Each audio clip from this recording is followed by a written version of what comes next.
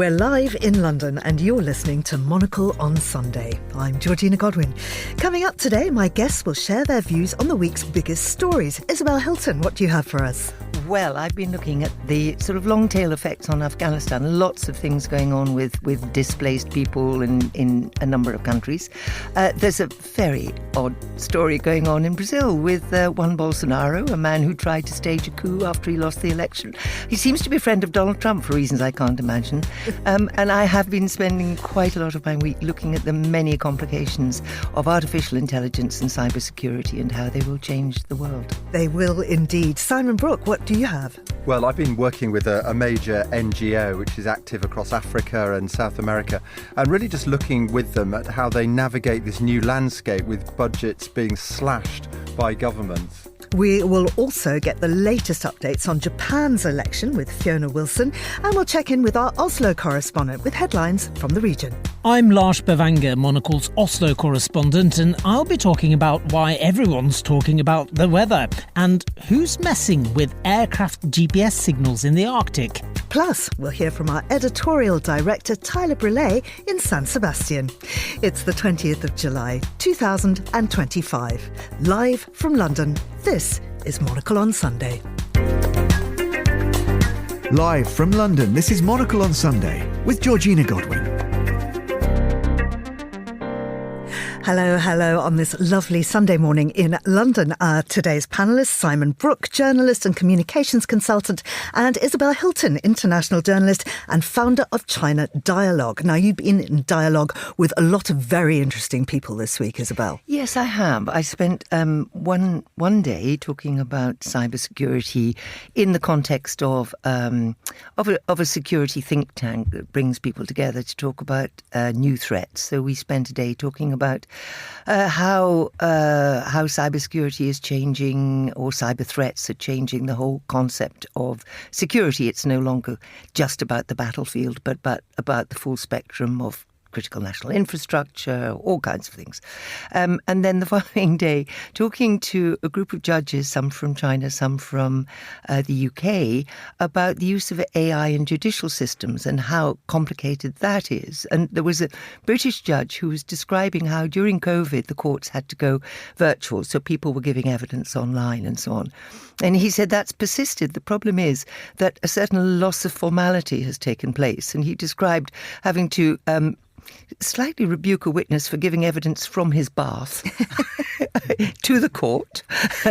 Others have given evidence on the sofa and had to break off to answer the Amazon delivery call or somewhere on the bus. So he it's a complication, but there are, in a way, more serious complications, which is what do you do about deepfake evidence? How do you detect deepfake evidence? And actually, people have great difficulty detecting deepfakes, and this will only get worse. So it's a challenge. If you like, the courts are just one aspect of life.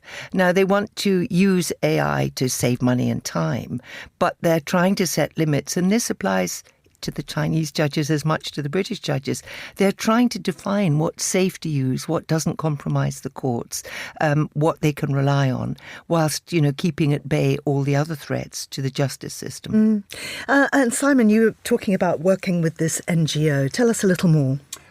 So they support people in, as I said, Africa, South America, all parts of the world which are suffering from natural disasters or conflict.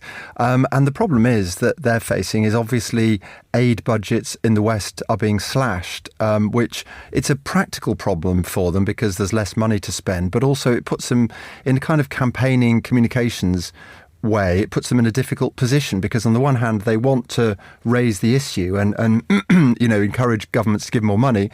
On the other hand, they don't want to offend governments and attack them overtly because obviously that's not going to help their cause really. So it's a question of how you get that message across to governments that there's a real benefit for them in funding these programs and things.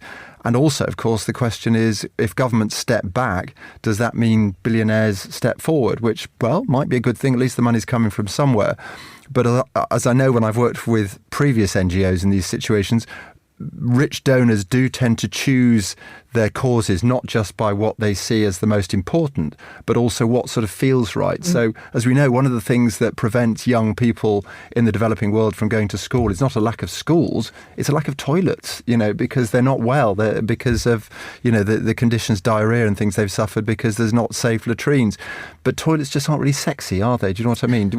If you're a billionaire, do you want to be photographed next to a latrine? A school? Smiling kids? Yes, but a loo? Perhaps not. So it's I know one man difficult. that can make toilets sexy. He is on the line now because it is something we are going to discuss in a moment. It's Tyler Brûlé, of course, who I think could probably make anything sexy. He's in San Sebastián. He is our editorial director, as you all well know. Good morning to you, Tyler.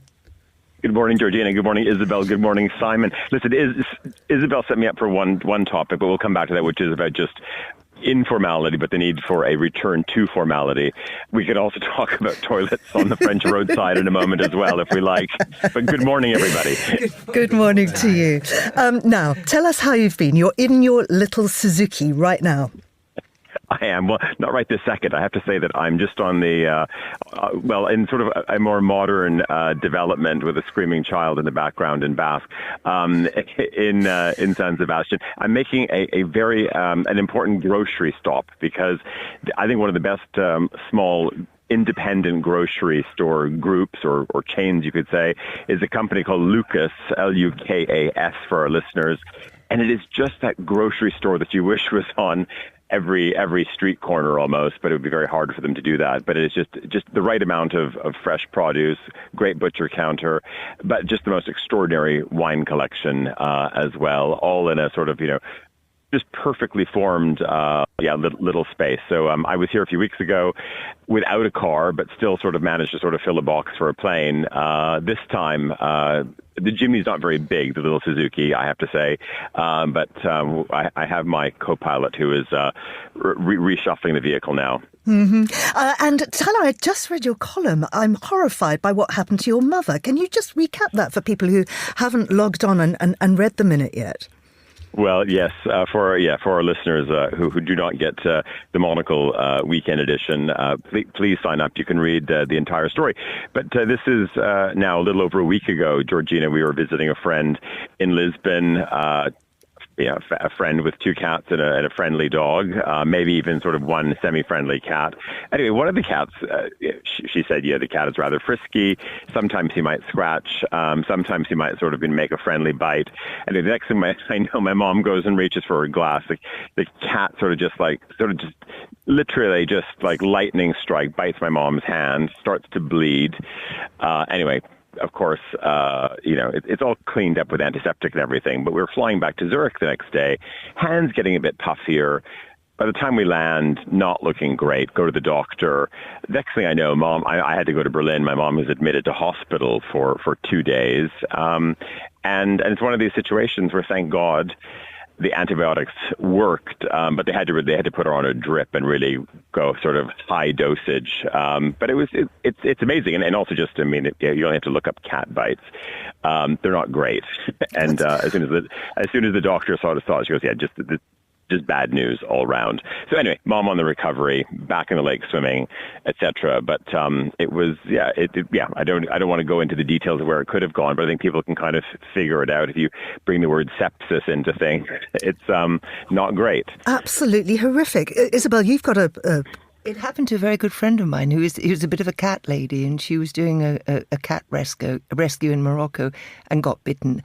And honestly, her arm was absolutely terrifying, and she also ended up with sepsis, and it went on for months. So it is, I'm very glad your mother's recovered, Tyler, because it was very, very nasty. And I think, you think a cat bite, how bad can it be? But I'm afraid the infection level is very high. Dog bites, I think, aren't they, actually? Yes. For some reason. I do remember once going to interview somebody and being told by this elderly lady, I can't remember what the subject was, but she said, just watch out for the cat. He's very friendly, but he doesn't like men. I said, fine. She went into the kitchen to make me a cup of tea. The cat leapt at me, and when she came back, I was fighting the cat and trying to do the interview at the same time. So luckily I wasn't bitten, but I don't know how. Yeah, Tyler, please give our very, very best to Verge. We hope that she's, all patched up and very much on the mend.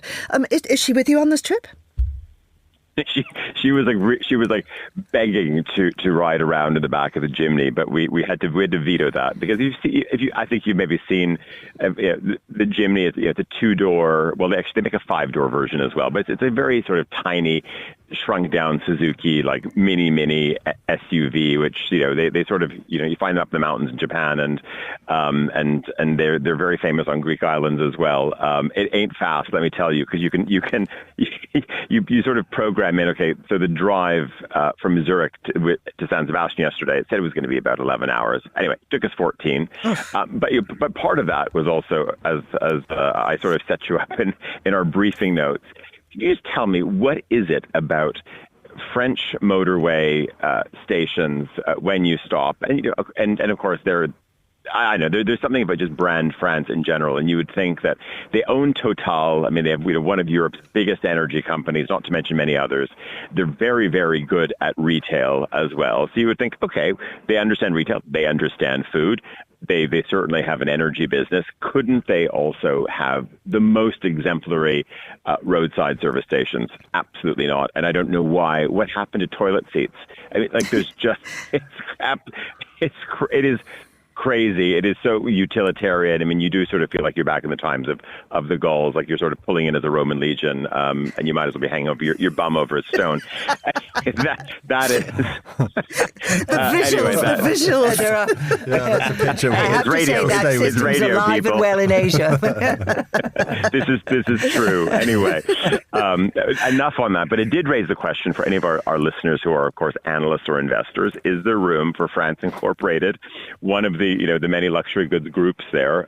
Could they maybe somehow also contribute not just to the economy, not just to brand France, but just improving the basics for the traveling, the traveling Europeans and visitors as well, with a better service station offer. Have you not found, Tyler, just at roadside stops anywhere in the world, but particularly here in Britain and in the United States, that the type of people that are there usually look really quite unhealthy, usually morbidly obese, and eating junk food, and Yeah, and also going back to not cats, but also it always seems that people who just collect or are breeding just the most objectionable dogs possible. I mean, there's always just really sort of ropey-looking Dobermans and Rottweilers.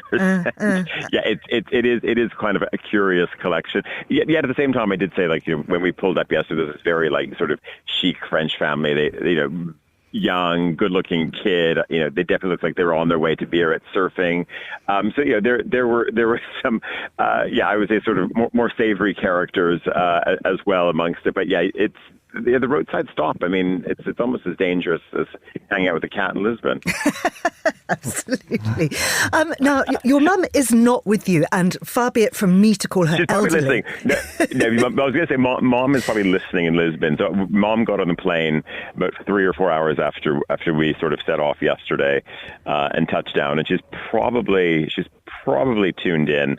But actually, I can say in the back of the car, Georgina, we have one of our Technisat radios, because as we've been setting up the apartment in Lisbon, it's been setting up the laptop and then finding a speaker and of course whatever streaming, listening live to all of the various radio services, of course this one as well.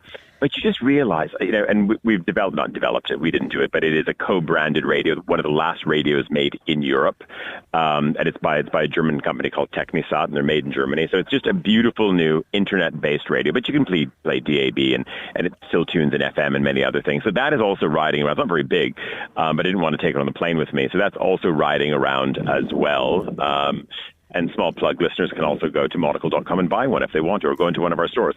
But anyway, yes, you were going to say before I interrupted, and how's her mum potentially listening to this show? Well, yeah, because I wanted to talk about, because when somebody is ill like that, it's even more worrying if they're over 60, which is all I'm going to ascribe to Verge. She's probably no older than that. But ageing and how to look after ageing populations is a real concern. And do you think that anywhere is getting it right? Well, we have our Quality of Life conference coming up. It's going to be in Barcelona. It's the 4th to the 6th of September. And aging society and how to do it in a dignified way, and how to, of course, grow old in a community which, of course, you could say it can have all of the medical services, it can have all of the best amenities possible. But of course, there are many things, and there are many things that I would say that the Spanish do well. And I don't know if you've been to San Sebastián, any of you, but it's remarkable. We pulled in last night at about, I don't know, it was maybe 10:30 in the evening, ran around to just a small bar around the corner. And one of the amazing things you notice, which I think would be very hard to see in many other corners of the world, women who are definitely over 60, who are over 70, who are all out together, having a pincho, having a glass of cava, having a gin and tonic. And there is something about, I think, sort of life in Spain. And this is why, of course, they were saying Madrid is, if not the healthiest city in Europe, one of the healthiest cities in the world. There is this mix of conviviality that you have, and what I was noticing in here in San Sebastián is how they've thought through the streets and the grid, and it's much of it, of course, is pedestrianized, but how they've thought about curbs and of course and accessibility. And the one thing I noticed, this is last trip, and I alerted our editors to this, is just the amount of, you really sort of notice sons and daughters taking their parents out.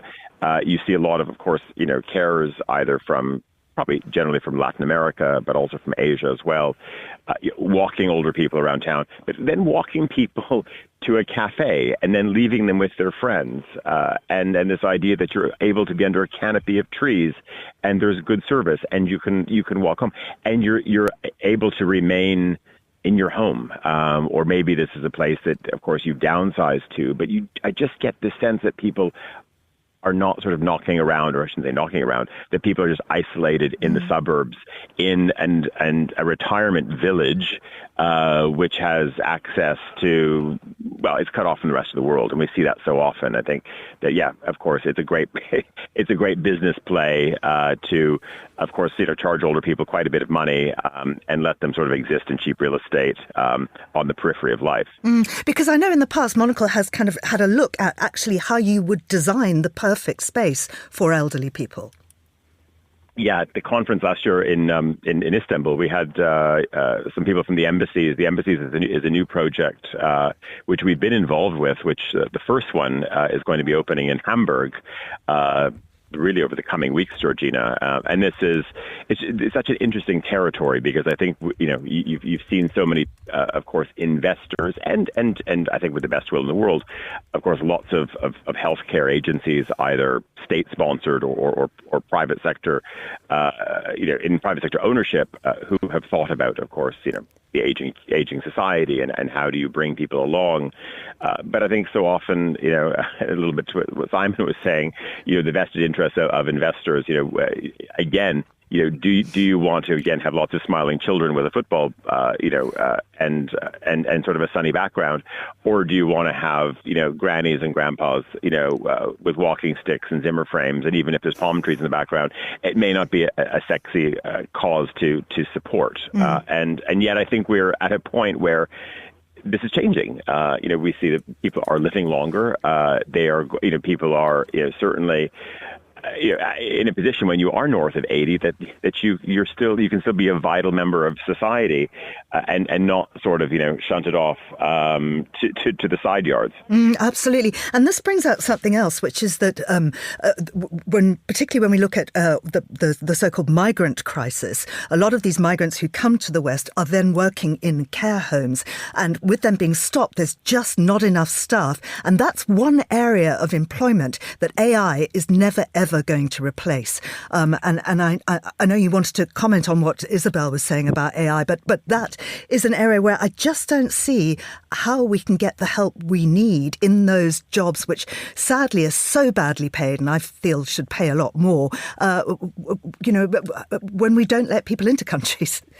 There is some. Well, this is. Yeah. Sorry. Go ahead, Isabel. Sorry. I was just going to say on that Japan, which is a very rapidly aging society, there is a lot of discussion about using robots for some of those tasks. I'm not quite sure whether it has prospered, and I'm not sure as an older person I really want to be served by a robot, but it is one option. Sorry, Tyler.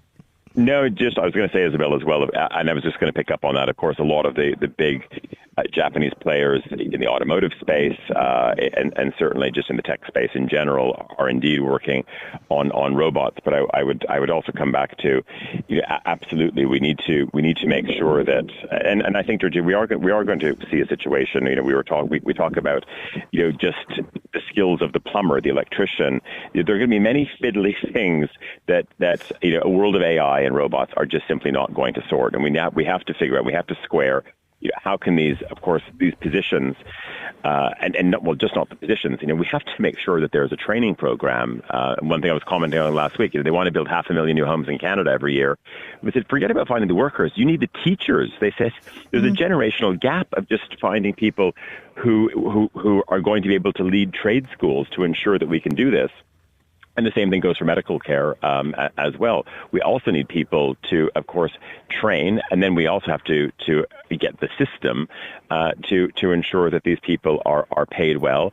And this is an important point. You also have to ensure that it's great to bring people in to a country. They have to be integrated. You cannot then send people into a care home who do not speak the language, who don't understand the codes, etc. So I think that's another thing. We can say, yes, let's bring people in, but you don't want to have, it just doesn't make sense if you've got a granny who only speaks Basque, and then you've brought someone from somewhere else in the world who is only speaking an Asian or African tongue. And I think this is where the rub sometimes comes. But absolutely, we have to figure out how that can be squared. Absolutely. Tyler, you're on your way to Lisbon. Yes, that's the next. I'm just trying to see how the Jimny packing is going from across the square over here. Hopefully it works. But yes, en route to Lisbon, and yes, we'll be there. But Georgina, I'll probably see you in London because it's also stopping there, but up in London for a couple of days this week as well. Excellent. Well, look forward to seeing you, Tyler. Thank you very much indeed. Thank you very much. Have a good day. You too, bye. Now, still with me, Isabel Hilton, the journalist and founder of China Dialogue, and Simon Brooke, also journalist and communications consultant. Thank you both for being here. I wanted to go to something that you brought, that you alerted me to, and this is a big story involving Afghanistan. Yes, and I'm interested. I think a lot of correspondents who have in the past covered wars, which then public attention moves on, and the war in Afghanistan, which went on for 30 years, after the withdrawal, the chaotic withdrawal of Western forces, we've rather forgotten Afghanistan, but it is both under the Taliban and extremely poor. Now, as a result of these violent changes in regimes, there were a lot of Afghans who were exiled for one reason or another, and 100,000 went to Iran. Iran has decided that it's not putting up with these people anymore and is sending them back to Afghanistan, a country woefully unable to accept large numbers of people who have no homes or jobs. So there's chaos in Afghanistan with the arrival of these people. At the same time, I noted that Germany is expelling its Afghan refugees because, Germany, like other European countries, is going through a kind of public rejection of migration. And, this country has suffered for decades from the Russian invasion in 1972. It has been at a war constantly. It still is. It's potentially a country with a lot of natural resources and a degree of prosperity that war simply won't permit. And now its women are being forced back into a kind of medieval situation, deprived of education, deprived of the capacity to work.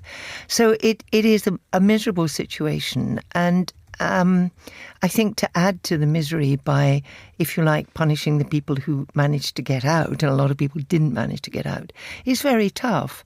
On top of that, we had a British scandal, which it turns out that a member of our security forces released or sent an email which had a great deal of information in it that shouldn't have been circulating widely about people who had assisted British forces during the British engagement with Afghanistan. And so names were, released into the ether. together. This was kept a dark secret by the British government by means of a super injunction, which meant that not only could the press not publish it, but they couldn't even mention that there was an injunction against it. And so, there are endless sort of scandals. And the one thing that these things have in common, that all these stories have in common, is that it's the Afghans who suffer. And we are giving very little support to them, frankly, now. And the way it was all handled at the beginning, that sudden pulling out, I mean, it was just absolutely awful. Yeah, yes. yeah. I just wanted to recommend a book here, actually. It's called My Pen is the Wing of a Bird. And what it is, it's a collection of writing by Afghan women. And it's a whole load of short stories which have been brought together by this amazing woman called Lucy Hanna. And she was working with Afghan women. And so what they write in their own languages, Pashto or Dari, and then Lucy gets it translated into English, and they sort of all workshop it together. And then this beautiful book of short stories. While she was in the middle of that, it was 2021. Of course, everything changed. The group of women just, dissipated all over the world. But what they did was they kept in touch via WhatsApp, and they started writing a diary on WhatsApp. So now there is another book, a sort of continuation, and it's what happened to the women when they all had to go. And it's just such a great idea because it supported them, it's allowed them to write.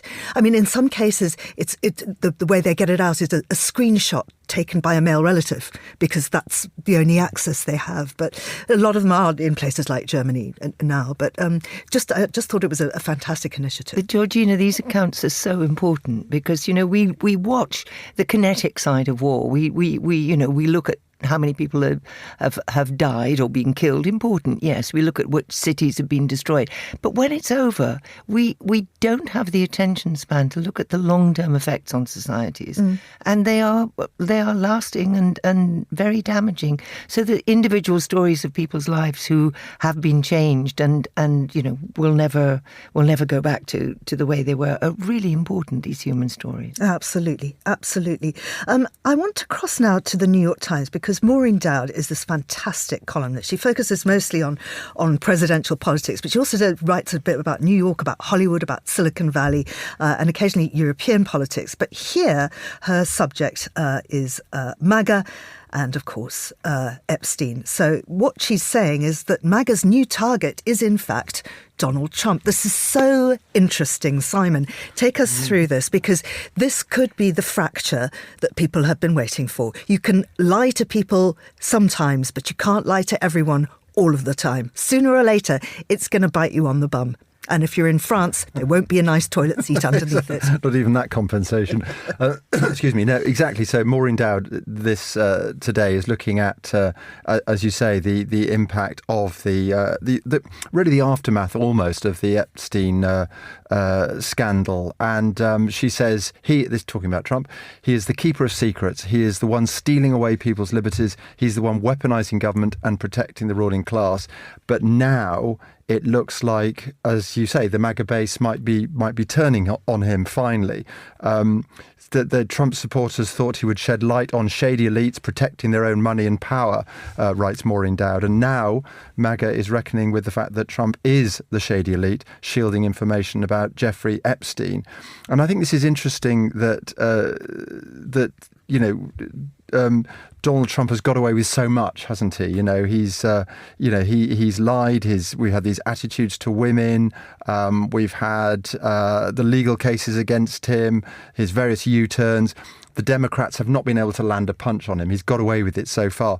But I wonder whether, and this is what Maureen Dowd has been suggesting, whether this relatively small, arcane issue about, files on desks and stuff, whether this is what will finally do for him. And I think what's interesting is, again, Maureen Dowd quotes this idea, he's one of them, that the MAGA base is so disappointed by him. There's a quote she also has from Natalie Winters, who is a reporter for Steve Bannon's War Room, who said that she feels gaslit by the administration on this issue. And I think this is part of a broader trend we've seen over the last few weeks and months, really. When Donald Trump bombed Iran. People like Tucker Carlson, Steve Bannon were furious. This is not America first. This is America once again getting into one of these forever wars. We've seen just more recently, Trump warming on Ukraine, on being enthusiastic about NATO, turning his back on Vladimir Putin, and of course. Putin for the Tucker Carlsons, for the Steve Bannons, for a lot of the MAGA supporters is, Putin is the one who's defending Christendom against liberal attitudes and things. So I think it's really interesting how MAGA is now turning against him. And of course, that leads us into thinking, like, what comes next? Will the next incarnation of MAGA, if you like, be less about personality, i.e. Trump, and more about those sort of ideas? What will the ideas be? How will they develop? And what impact will they have on the American voters? Will they still, if you take Trump out of the picture, will those ideas still have the same appeal?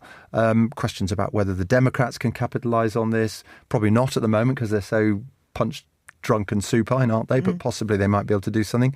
But also, I suppose, looking at other populist leaders around the world, thinking of Viktor Orban, for instance, to what extent do you stop being a populist, standing with the people against the elites and the government, and actually find yourself sucked into being the government and one of them as well? So. Yeah, absolutely. I want to talk more about governments because Japan is having an election today. House of Councillors elections have been held. 124 of the 248 members of the upper house of the National Diet to be elected for a term of 6 years.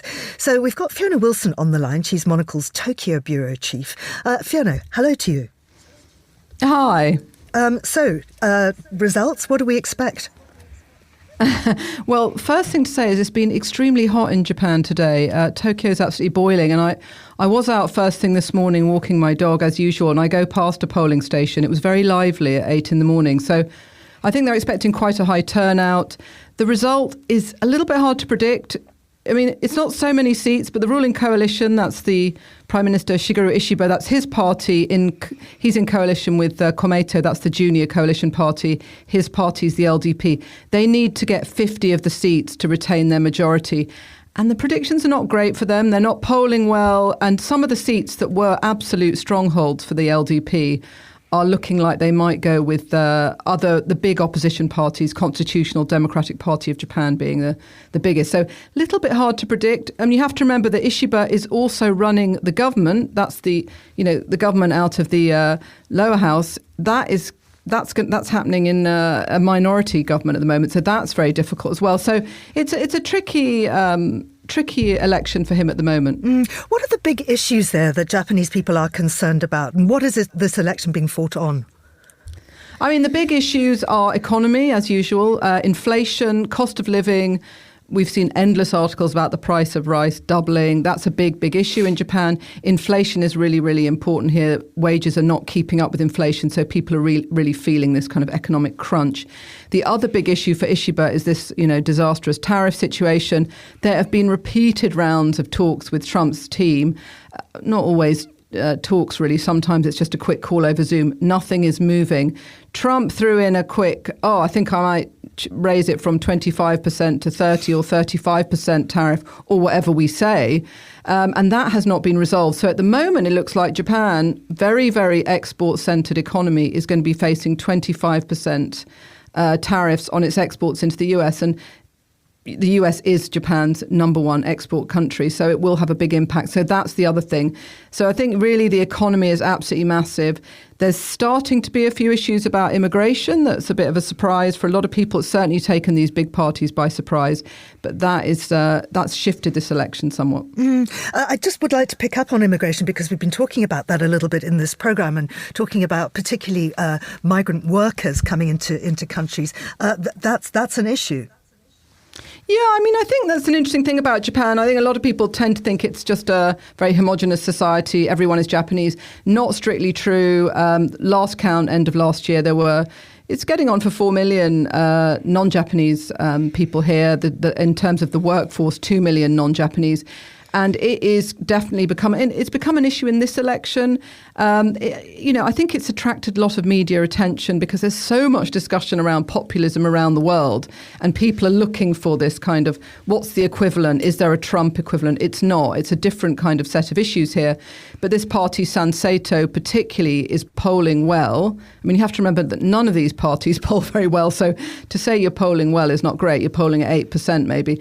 But that party is one that's talking about immigration. And it's a Japanese first. It thinks there's too much inflow of foreign investment, foreign capital, and that Japanese workers are going to be undercut by immigrant labour. So it has definitely become an issue this time. So what happens to Isabel if he fails to keep his majority? Well, that's also up for debate. I mean, honestly, who would want the job right now? I mean, it's an absolutely terrible time to be Prime Minister. You've, poison chalice, definitely. You've got this issue with tariffs hanging over you. It's probably going to be resolved in August, but not in a way that will suit Japan. It will be these big tariffs that really hit the economy, and all these big exporters are very worried about that. And at the moment, nobody is stepping up to take that role. I mean, you have to remember the upper house election, they don't actually decide who is prime minister. That is decided by the members of the ruling party, which would be the LDP. There's no leadership election this year. That was last year. Isabel won. And I think at the moment, it's really a case of no one is prepared to step up, but it definitely weakens his position. He's ruling a minority government. And just if you look historically, minority governments just don't really last. So at the moment, the polling is very flat for him. There's not much enthusiasm. He's stuck in this very difficult economic situation. Big discussion about whether there should be tax decreases to help people to ease the cost of living. Now, his party, the LDP, wants to give people money directly. That's their preferred option. And they've done this before. Shinzo Abe did that. And they're thinking that is the solution. Everyone else wants to reduce consumption tax, which is sort of effectively VAT. So, yeah, I think it's a tough gig, and nobody wants it at the moment. Yeah. And finally, Fiona, when will we have the result?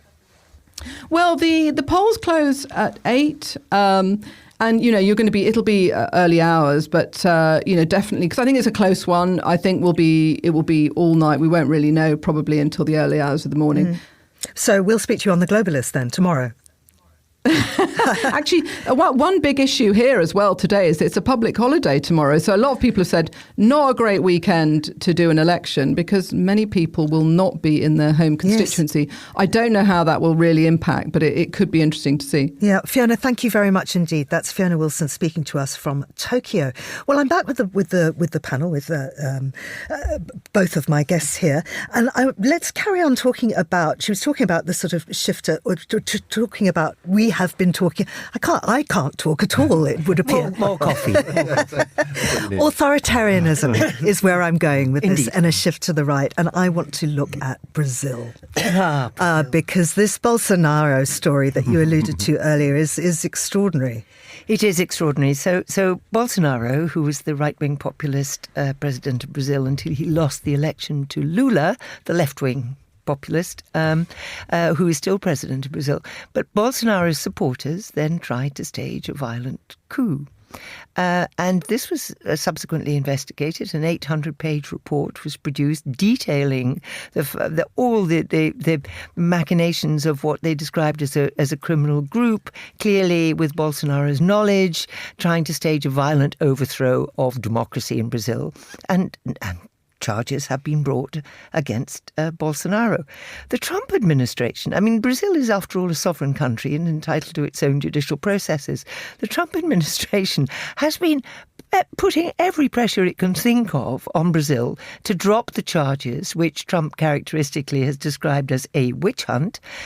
So not only have they imposed tariffs on Brazil explicitly in order to persuade the Brazilian government to drop the charges, despite the fact that actually they enjoy a trade surplus with Brazil. So the whole rationale for tariffs about poor America being treated unfairly by countries around the world does not apply to Brazil. And they have now sanctioned the judge in the case. And the Brazilians, who are getting a bit fed up of this, and all of this, of course, simply increases China's influence in Latin America because everybody now has an option to behaviour from the United States of this kind. mind. So they've now put an ankle tag on their former president in case he tries to seek asylum, which he's talked about, in the American embassy, when he would undoubtedly be given asylum by the Americans if he could get there. But he's now banned from approaching embassies where he might plausibly seek asylum, and the ankle tag will tell them where he is. And the whole thing is an absolute extraordinary standoff. And I mean, just the fact that you could set tariffs with, I mean, Lula's called it out, it's political blackmail. Well, it certainly is, and it's explicitly political blackmail. He has said, yes, these tariffs are because of this court case. It's an absolutely extraordinary interference in the legitimate affairs of another country. Quite bizarre. Okay, let's. I want to bring in Lars Bevanger now, who is our Oslo correspondent, and he has some stories for us from the region. Lars, good morning to you. Good morning. Tell me, what are you up to? Well, everyone's in Norway is completely engaged in the weather because it is unusually hot, and it has been for nearly a month. It's already nearly 30 degrees in Oslo, and even up in the far north in the Arctic, it's the same, and people are chasing the heat record from 1970, which was 35.6 degrees, I believe, and it looks like that might be beaten any day now. So that's all that people are talking about at the moment. Are people concerned that this is down to climate change? Yeah, I mean, there have been some voices, pointing out that this is not normal. It's it's not unusual to have a hot few days in the summer in Norway, especially in the south. But heat on this level for this a longer time is not usual, and it clearly has something to do with climate change. But being Norwegian, people are very aware also of the fact that in a couple of months, it's going to be snowing. It's going to be very dark. So people are getting out, swimming, enjoying the weather while they can, and pushing away dark thoughts about climate change while they can. There are, however, dark thoughts circulating around GPS signals. This is particularly around Svalbard. Tell me about this story. Yes, so Svalbard is an archipelago very far north. It's Norwegian territory, and it's sort of halfway between northern Norway and the North Pole. So it's very, very, very far north. But it's a popular tourist destination. There's a permanent settlement of about 2,000 people who are living up there. There's a university. So there are daily flights from both Oslo and Tromsø. Now, pilots have been reporting that approaching Svalbard airport, their GPS signals have been messed around with, which means that the signals they're getting is showing them that they're not actually where they are, which means someone is messing with the signals, and we don't know who. But we do know that in northern Norway, just near the Russian border, the same issues have been reported, and flights there actually no longer rely on GPS as they're landing because there has been interference there. And it is believed that this is coming from Russia. It might be that it is Russian military actually messing with their own GPS just across the border to prevent attacks from Ukrainian drones, because there's some big military bases just across the border from Norway inside Russia. So we're not quite sure exactly who's doing this in Svalbard, but it's quite disconcerting when you think about the fact that pilots are actually struggling with the navigation as they come into land. And we know, of course, that Russia has a mining settlement on Svalbard. Yes, it has. So Svalbard, there's a Svalbard Treaty, which was signed in the 1920s, which stipulates that Svalbard is Norwegian territory, but other nations are allowed to carry out economic activity up there. And Russia is one of the few that actually do. They have a settlement called Barentsburg, where there is a coal mine.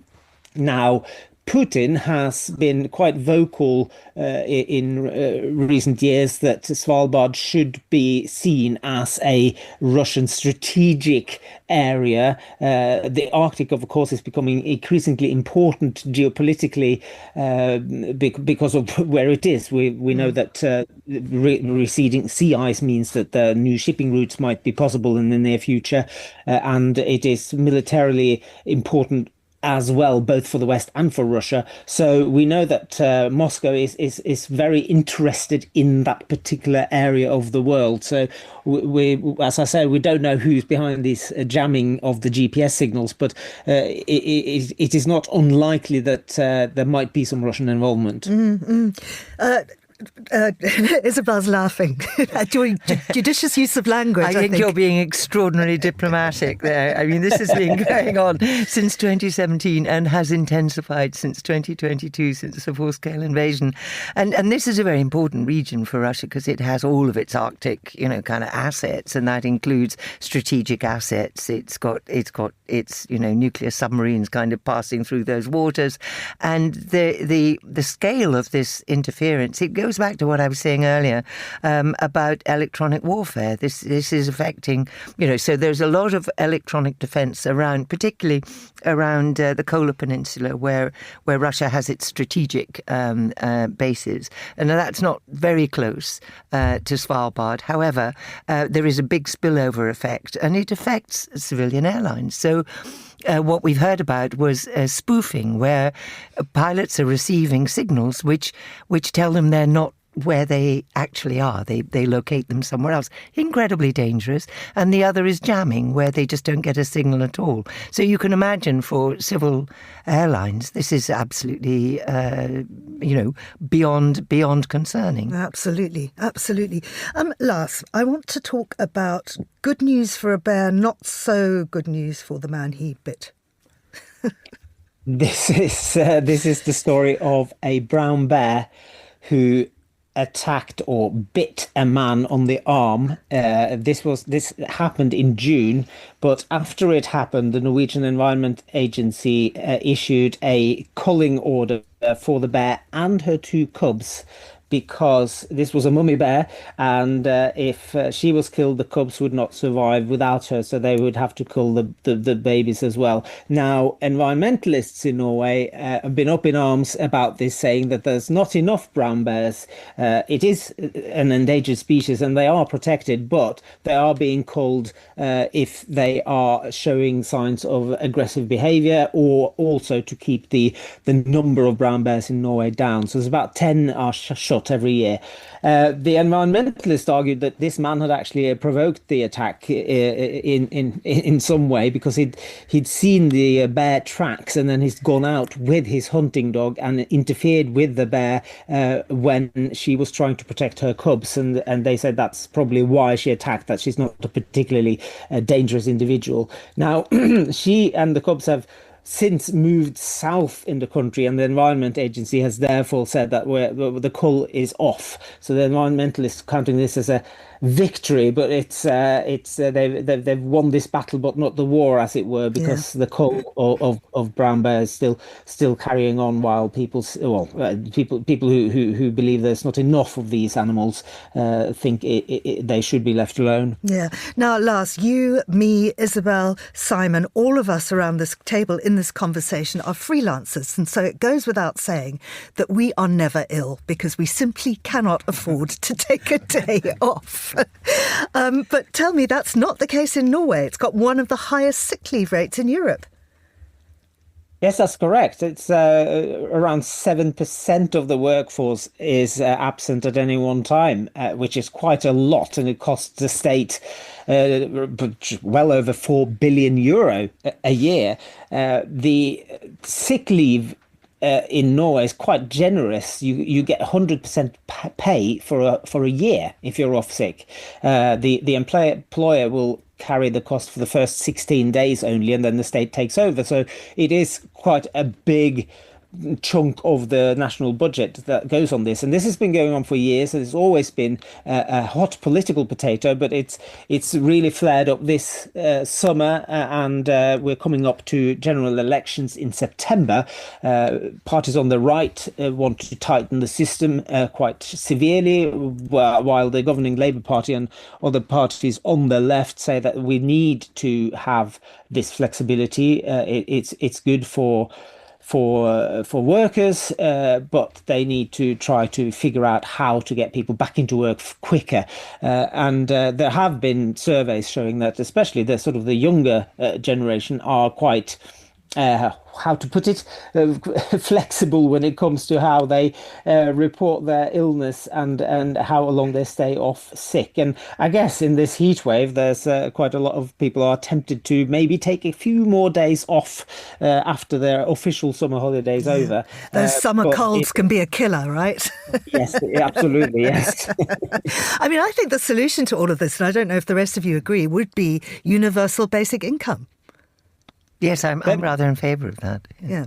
I mean, I think that everybody is given the same amount, and then those with talent work, and we all just get on with doing it. And Norway's one of the few countries that could afford it, since it has one of the biggest sovereign wealth funds in the world, having used its oil money rather wisely. Absolutely, absolutely. Lars, what do you think? The universal basic income is an interesting idea. I mean, of course, in Finland, they actually tried this for a while, and it worked quite well, but they didn't carry it on and make it a permanent feature. What the debate in Norway is basically centered on is morale. Of course, people are sick. There are genuine reasons for why people cannot work, but there are obviously, as you look at the numbers, there must be some people who possibly could work, and the system might benefit from becoming a little bit more flexible, allowing people to work a little bit and not having to return to full-time 100% work, and maybe to ease people back into the labour market. Lars, thank you very much indeed. Have a lovely sunny Sunday there in Norway. That's Lars Bevanger there. Now, still with our panel, Isabel, Hilton and Simon Brooke, I want to talk about Ukraine, but in a very different way, because this is a way to recycle rubble. Tell us more, Simon. Yeah, this is a very unusual good news story from Ukraine that the Sunday Times has this morning. That, as well as the human tragedy, obviously, we've seen this appalling impact on homes and schools and hospitals. And according to official figures from the Kyiv School of Economics, I mean, the destruction is unbelievable, of course. Over 200,000 houses, 27,000 apartment buildings. So you multiply by 2030 to get the number of individual apartments, homes, nearly 300 schools, over 100 nurseries. This is a nursery. Over 1,500 medical facilities. Anyway, I'll go on. I won't go on. But obviously this enormous destruction as well. So there's been this incredible initiative by British, Ukrainian and Dutch engineers. And I think this is wonderful because it's international cooperation to tackle the nearly £400 billion cost of rebuilding Ukraine over the next 10 years. It's also very sustainable because, as you're probably aware, about 10% of global CO2 emissions are released by concrete production. It's a really unsustainable business. But this new technology, which I find fascinating, allows construction companies, builders, whatever, to turn concrete back into the sand, stone and cement, and even the water that was used to make it. And incredibly, they're actually hoping to start the first construction project using this exciting new technology by the end of the year. And I think it's interesting because this goes beyond Ukraine. One of the experts is quoted as saying that it's estimated that in Europe, by 2050, the amount of concrete that's coming down is going to be equal to the amount that's going up. And we could reach a place where we don't need to excavate any more materials from Earth. So as somebody who's written about the sort of the circular the industry when it comes to construction, I think this is one of the most exciting things ever. And it's a really interesting example of what happens. Nobody would ever want what happened to Ukraine to happen, of course, but it's sort of pulling some positive stuff out of the most terrible tragedy. And this could change the way buildings work around the world. No, absolutely. And in fact, the guy, one of the people involved in the project says, Ukrainians are the strange type of people. We continue living, we continue striving for the best, even in dark times. Wonderful. And including the nursery school that's been rebuilt 3 times. They just keep doing it, which, I mean, huge admiration. Absolutely. Let's go to Argentina now, and this idea that there might be some kind of secret military dialogue between Argentina and the UK. And of course, who's involved in this but Donald Trump? Donald Trump and indeed China. Yes, well, you younger listeners may have forgotten that there was a short war between Britain and Argentina in 1982. The Falkland Islands lie some distance off the coast of Argentina, but obviously a much greater distance off the coast of Britain, right, 8,000 miles away. But they are a British possession. Argentina wanted them back, still wants them back. But because the geostrategic situation in the South Atlantic has changed, there was a very interesting piece in The Economist magazine, which was reporting on talks between Britain and Argentina, and indeed the United States, about how to support Argentina's military spending, and the President, Milei, is keen on doing that, really because of Chinese encroachment. So China, for example, has, between China and Russia, have 15 bases in the Antarctic. And it's a strategic region because, of the Magellan Straits, because of the resources in the Antarctic. And again, we've been talking about how climate change is impacting the Arctic. It's also impacting the Antarctic. So there are lots of reasons to be concerned about Chinese activities in the area. And so the United States is keen to support Argentina's military development. The Brits have been a little nervous about that because of the military situation over the Falklands. But since Milei came to power, The Economist is reporting that there have been these negotiations in which Britain might be softening its position, and indeed Argentina softening its position on reclaiming the Falklands, which of course has precipitated a very angry response from the opposition in Argentina because, the great patriotic issue is the recovery of the Falkland Islands. But it's another of these reflections on sort of corners of the world in which big changes, big geopolitical changes are having an impact on traditional posture. We're nearly out of time, so I just want to circle back to something we were talking about right at the top of the show, which was this very unfortunate attack by a cat on Brûlé. And Verge, if you're listening, we're wishing you all the very, very best. We're suggesting that perhaps New Zealand is not on your visit list because apparently it has 8 million feral cats, 6 times more than there are pet cats. Now, New Zealand periodically is in the news for wanting to put down cats because they say it's destroying bird life. They're destroying bird life. There are so many of them. Now, some farmers, he made international headlines with a feral cat hunting competition for kids. He said he's going to continue the fight against one of New Zealand's worst predators, he calls them. Now, I do think in light of this attack on New Verge and what Tyler has said, and people should read about it in our Monocle Weekend edition, which of course you get to on our website, is that there's a ban on cats at Monocle. Basically, we will not be reporting any feel-good cat stories. So that's that. Verge, we wish you all the best. Isabel, Simon, thank you so much for being here today. It's been absolutely lovely to have you on. What have you got planned for the next day today? Today, I'm going to go swimming now. How lovely. And Simon? I'm going to take the dog for a walk, and then I'm going to feed him watermelon. Turns out our dog loves watermelon. That's brilliant. I'm going to take my dog for a walk too. Maybe we'll get them to play together. That's it for today's programme. Many, many thanks for joining us. The programme was produced by Desiree Bandley and Mariella Bevan, who was also our studio manager today. I'm Georgina Godwin, and Monocle on Sunday returns next week. Emma Nelson will be back in the chair then. But until then, enjoy the rest of your weekend.